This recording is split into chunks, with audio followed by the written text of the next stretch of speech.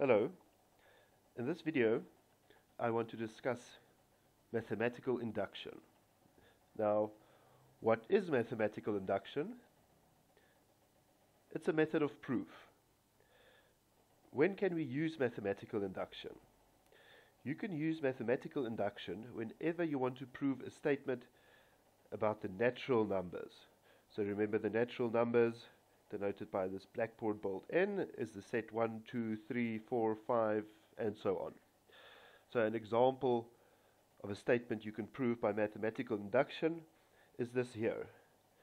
For every natural number n, if we sum the first n natural numbers, so in other words, we take 1 plus 2 plus 3 plus 4 up to n, then this sum is equal to n times n plus 1 over 2. And so this is an example of a statement we can prove with mathematical induction. Well, how does it work? Let's say we have an infinite stairway, right? Starting here on the ground and going all the way up forever and ever into the clouds and beyond. Now, here we are on the ground. And let's suppose we know the following. We know we can get from the ground up onto the first stair. So we know we can go from the ground floor up onto the first step. And let's also suppose we know the following. If we are on step K, then we can always get to the next step. We can get to step K plus 1. So no matter where we are on the stairway, we know that if we are on this step over here, we can jump onto the next one. Right.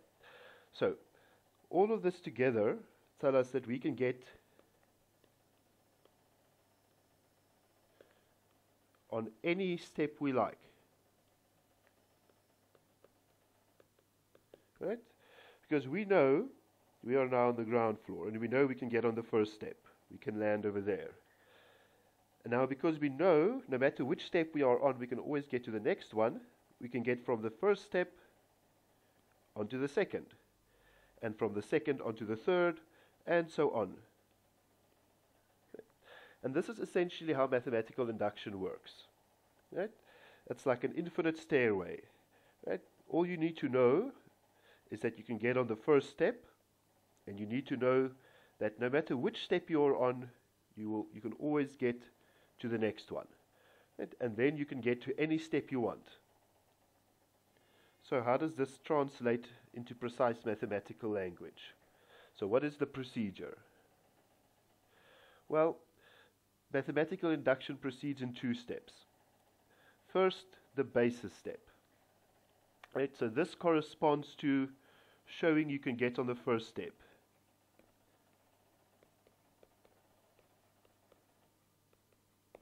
Right, so you want to prove the statement is true when n is equal to 1. Right, so you can get on the first step. This is typically the easier part of the argument. The second step in an induction proof is what we call the induction step. So here we must keep our heads. We take an arbitrary but fixed natural number k, right? And we assume, very important, right? We assume that the statement is true if n equals k. Right. So we assume that we are on the kth step. Somehow we've gotten to step k.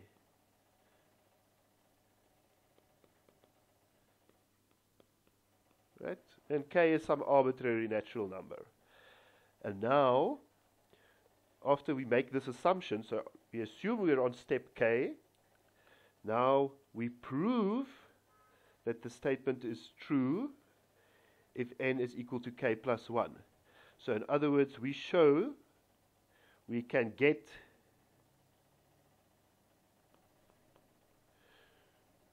to step number k plus 1. Right. So we here in the induction step, we prove that if we are on step k, then we can get to step k plus 1. Okay. Now, the best way to get your head around this is to do a couple of examples. Right? So in Appendix A2 in your course notes, there are plenty of worked out examples showing you how to do mathematical induction proofs, and there are also some exercises. And I strongly encourage you to go and do plenty of those exercises. Let's look at one example. So we are given a function f of x, defined as 1 over x plus 1 for x not equal to minus 1. And then we want to prove for every natural number n, right? There's our natural number, right? The following is true. The nth derivative of our function f is equal to this expression here, right? Minus 1 to the n times n factorial over x plus 1 to the n plus 1, right? And remember, n factorial 1 times 2 times 3 and so on up to n, right? And this must be true whenever x is not equal to minus 1. Right. So this is our statement. If n is a natural number, then the nth derivative of f is minus 1 to the n factorial over x plus 1 to the n plus 1. So let's see. Let's do our induction proof. Right. So we start by taking a real number x not equal to minus 1. Right? We do this because remember, this formula must hold whenever x is not equal to minus 1. Now, our basis step. Right? So in the basis step, remember, we want to prove that the statement is true when n is equal to 1. So in our basis step, we assume that n is equal to 1. Right? And now we must see, what do we want to prove? Right? So if n is equal to 1, then the nth derivative of f at x is just the first derivative of f. So that is d dx of, and what is our function? 1 over x plus 1. And that is minus 1 over x plus 1 squared. Now, what about our formula? Right? So if n is equal to 1, what does minus 1 to the n factorial over x plus 1 to the power n plus 1 look like? Well, we just substitute n is equal to 1 in there. So we have minus 1 to the 1 times 1 factorial over x plus 1 to the 1 plus 1. So minus 1 to the 1 is just minus 1. 1 factorial is just 1. And here we've got x plus 1 squared. So what do we have? Right? We've got the nth derivative of f at x is minus 1 to the n factorial over x plus 1 to the power n plus 1 if n is 1. Right. So there's our basis step done. Right. We've proven that the result is true when n is 1. Now for the induction step. Right.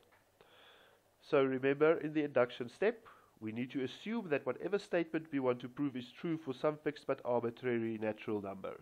Right? So we take k, an element of n, a natural number, arbitrary but fixed. And now we assume that our statement is true. So what are we assuming? We're assuming that for this natural number k, the kth derivative of x is given by this formula. Minus 1 to the k factorial over x plus 1 to the k plus 1. And now what must we prove? We must prove that the statement is true when n is equal to k plus 1. So what do we have to prove? We have to prove that derivative k plus 1 of x is minus 1 to the k plus 1 factorial over x plus 1 to the k plus 1 plus 1, right? And this k plus 1 we can write as k plus 2. Right. Now this is what we must prove, and let's label it 2. Right. So we're assuming that the kth derivative of f is given by this expression here, and now we want to use that to prove that if we differentiate once more, so if we look at the k plus 1th derivative, we get this expression here. So now we must remember, so if we differentiate k plus 1 times, it's the same as differentiating k times and then once more.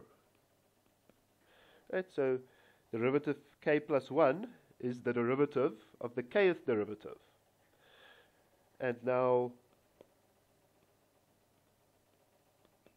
we know by assumption, we know what this is, right? We're assuming that fk is minus 1 to the k factorial over x plus 1 to the k plus 1.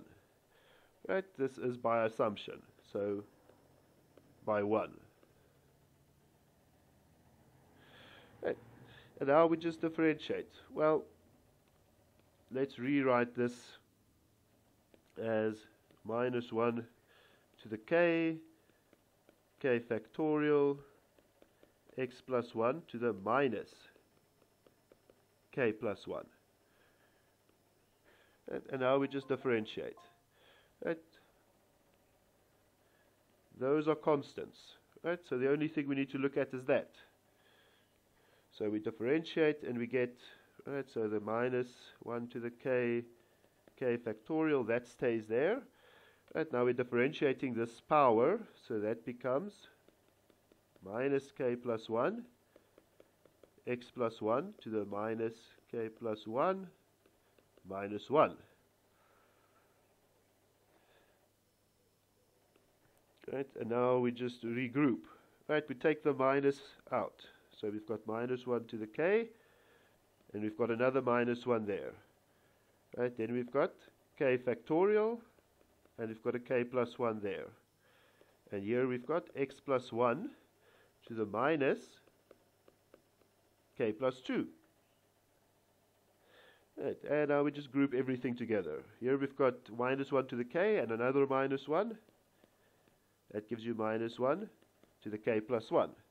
Here we've got k factorial. So k factorial, remember, is 1 times 2 times 3 all the way up to k. And we're multiplying this by k plus 1. And we've got here still x plus 1 to the minus k plus 2. So that's minus 1 to the k plus 1. Right, so now here we're multiplying from 1 up to k plus 1. So this becomes k plus 1 factorial. And the negative power, well, we can write that as a divisor, k plus 2. Right? So let's see. That's exactly what we wanted to prove. Right? Derivative k plus 1 is equal to minus 1 to the k plus 1 factorial over x plus 1 to the k plus 2. This is the statement true, 2 here that we need to prove. So what can we conclude? Well, if 1 is true, then 2 is true. So, by mathematical induction, our statement is true for every natural number n. So what have we got? We've got the nth derivative of f at x is equal to minus 1 to the n factorial over x plus 1 to the n plus 1. That's for x not equal to minus 1 for all natural numbers n. Right. And that's an induction proof. And so go and do a couple of exercises. We will use this method, of course, a few times in the course. And it pops up again and again in mathematics. It's an important technique, and you should get your head around it sooner rather than later.